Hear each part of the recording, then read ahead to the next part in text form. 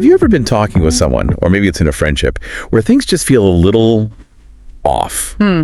Like, not obviously bad, nothing you can really point to, but there's this, I don't know, subtle tension. Yeah, like an undercurrent you can't quite name. Exactly. Yeah. Gut feeling that makes you wonder, is this person really as supportive as they seem? Well, you're definitely not alone if you felt that.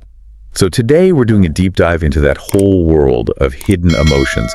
It can be a bit uncomfortable, sure. Right. Our focus is really on spotting those often missed signs that someone might secretly be feeling, well, hostile or envious towards you. And it's not just about spotting red flags, is it? It's more about understanding the subtleties of how people behave. Yeah, to protect your own emotional well-being, really. Precisely. Our mission today, if you like, is to give you a sharper lens, help you identify these underlying feelings, the resentment, the jealousy in your relationships. We want to look at those key signs that aren't always obvious so you have the knowledge to, well, navigate things more wisely and maybe build genuinely supportive connections. Okay, so get ready to look past the surface then. We're going to try and uncover the truth behind some, let's say, seemingly friendly faces. From veiled comments to just complete disinterest. Right, let's unpack all of that. Where should we start? How about we start with something foundational? Unexplained hostility. Okay. Because when we think hostility, we often picture, shouting open arguments. Obvious stuff. Yeah, obvious stuff. But what's really interesting to me is how often it just sort of lurks. More subtly, like a quiet little drip, drip, drip. That's a good way to put it. And what's really intriguing about that covert hostility is how it shows up as passive-aggressive behavior. It's not a direct fight, but it's a way for someone to let out their negativity, their resentment, without actually having a confrontation. Kind of avoids the conflict. Exactly. It's like a low-stakes way to exert some control or subtly undermine someone. You see it in backhanded compliments, maybe sarcastic comments, or even just the silent treatment. Like imagine you share some good news at work, a success, and a colleague says, "Wow, you really pulled that presentation off. I guess even a broken clock is right twice a day." Ouch. Yeah. See, it sounds like they're acknowledging it, but that little jab underneath just dismisses your skill as luck. Right. Takes the credit away. Yeah. And spotting that pattern isn't just about calling out negativity. It's really key for protecting your own energy in those situations. Even a broken clock. Yeah. Yeah, that stings. And that actually leads perfectly into the next thing. Backhanded compliments. Ah, yes. They really are a masterclass in, hiding envy while pretending to be nice. It's such a sneaky tactic, isn't it? Absolutely. They sound okay at first, but they just leave you feeling a bit weird, uneasy. Totally. And psychologically, these often come from something called cognitive dissonance. It's like the person feels torn. They want to seem supportive, maybe, but underneath they feel resentment. So they give what sounds like praise, but it always comes with a hidden insult or some negative twist, like, "You look great for your age." Oh, yeah. Heard that one. Or, "Wow, I'm genuinely surprised you did so well on that project, considering," Implying you usually don't. Exactly. These aren't real compliments, they're veiled jealousy. It shows that maybe your success or your happiness makes them feel threatened somehow. Understanding that helps you see what's really going on in the dynamic, and then you can maybe set some boundaries instead of just taking that subtle insult on board. Yeah, instead of letting it get to you. Yeah. I think we've all had those moments, and they do kind of deflate you. Yeah. Okay, shifting slightly. Yeah. Support. Genuine support. Sure. It's the cornerstone of any healthy relationship, right? That way. So when that's just consistently missing, or there's this noticeable indifference, that can be a massive sign of those hidden feelings. Absolutely. Support is the bedrock. Yeah. Cheering successes, being there in tough times. So when someone consistently just fails to acknowledge your wins, or they're clearly indifferent, it can definitely signal deeper jealousy or even emotional invalidation. Like they don't see you or value what you've done. Precisely.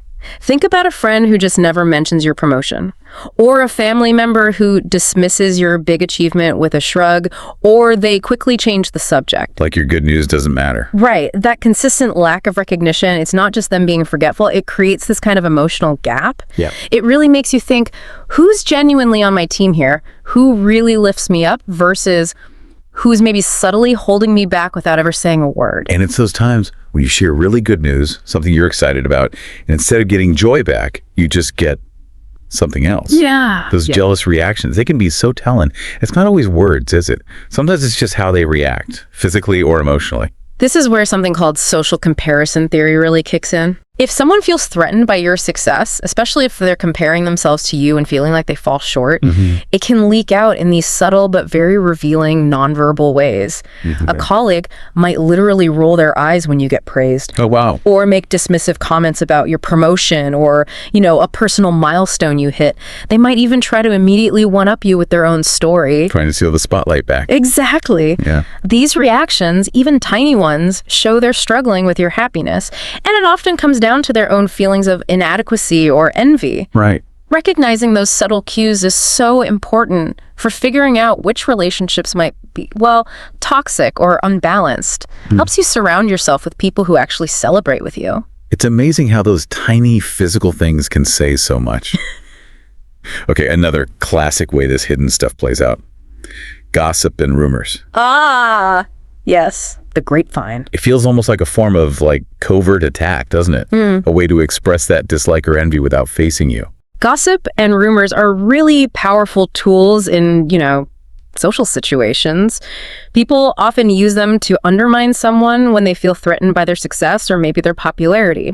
So someone who's threatened by what you've achieved might start spreading exaggerated stories or even outright lies about your work ethic or your personal life. Trying to damage your reputation. Exactly. The aim isn't just talking, it's basically character assassination, trying to tarnish your image with others. Yeah. And that's not just harmless chat, is it? It creates a really toxic environment, erodes trust, and it can seriously impact your reputation and just your general well-being. Definitely. So being aware of the gossip swirling around and maybe who's starting it is pretty crucial for protecting yourself from that kind of negativity, from people who want to tear down, not build up. That leads nicely into competitive behavior. Now look, some competition is great, right? Healthy competition pushes us. Sure, it can be motivating. But there's a definite line, isn't there? When does it tip over from being about mutual growth into just trying to undermine someone else? That's the key difference. Healthy competition is about everyone getting better, but envy-driven competition, that's all about beating or undermining the other person. Making them look bad. Almost like a projection, yeah. Making you smaller so they feel bigger. It stops being about doing your best and starts being about making sure someone else looks worse so they can shine. Okay, give me some examples. Well, maybe a friend who constantly has to one-up whatever you achieve, Oh, you ran a 10K, I'm training for a half marathon. Right, always got to be bigger and better. Or belittling your successes. A colleague may be subtly sabotaging your work so they look better by comparison, even just dismissing your hard work as, oh, you were just lucky, or that was easy for you. Yeah, that luck comment again. It really forces you to ask yourself, do the competitive relationships in my life actually inspire me, or do they just leave me feeling drained and kind of less than? That's a really good question to reflect on.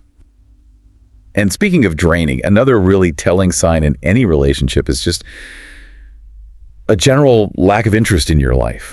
We sort of expect mutual curiosity, right? Mutual engagement. So when that's just not there, it says a lot. It absolutely does. In healthy relationships, that mutual interest is fundamental. It's how we build bonds, how we support each other's lives. Yeah. So if you notice a friend rarely asks about what you've achieved, or they just seem indifferent when you share something you're excited about. Like you finished a big project or hit a personal goal. Right, and the response is just, indifference. Or they quickly change the subject, or just a flat, oh, that's nice. It often points to deeper issues, envy, maybe resentment. It's not just bad manners, then. No, it suggests they might not genuinely celebrate with you, or maybe don't even really care that much about your well-being. It's like a quiet kind of emotional neglect. It's so important to evaluate your friendships on that basis. Do they genuinely lift you up, make you feel seen? Or do they consistently leave you feeling unheard and, unsupported? Okay, and finally, we have to touch on subtle sabotage. Ooh, yes. This one's tricky. This, for me, feels like one of the most insidious, most damaging forms of secret hostility because it's so covert.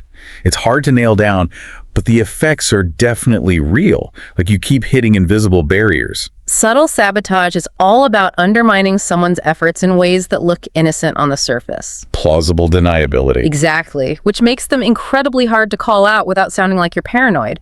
Maybe a colleague forgets to pass on vital info for a project. Making you miss a deadline or look unprepared. Right, or a friend accidentally schedules something that always clashes with your important events or opportunities. Blocking you subtly. These actions create real obstacles. They hinder your progress, your success, but the saboteur gets to maintain this facade of innocence, maybe even helpfulness. This really requires vigilance, being aware, because protecting yourself means spotting these covert moves and understanding that, unfortunately, some people really don't have your best interests at heart, even if they never say it out loud. Wow, okay.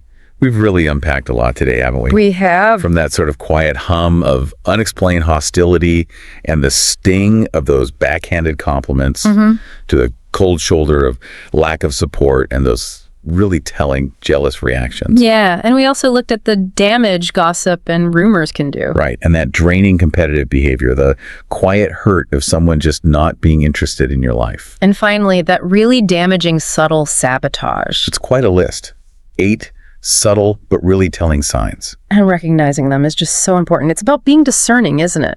Understanding the why behind some behaviors and ultimately, protecting your own emotional health. Yeah. We'd really encourage you listening to maybe reflect on your own interactions. Think about whether the people around you genuinely support you, genuinely lift you up. Because having that awareness, it lets you make more informed choices about your relationships, doesn't it? Absolutely. It helps you build an environment where your successes actually get celebrated, genuinely, and where your emotional well-being is a priority. It does. And maybe here's a final thought to leave you with. Okay. Consider how recognizing these dynamics isn't just about dodging negativity. It's actually about empowering yourself. How so? Empowering yourself to actively cultivate surroundings where your wins are cheered, genuinely, and where your emotional health comes first. It's about building that positive space for yourself. Not just avoiding the bad, but actively creating the good. I like that. A lot to think about there.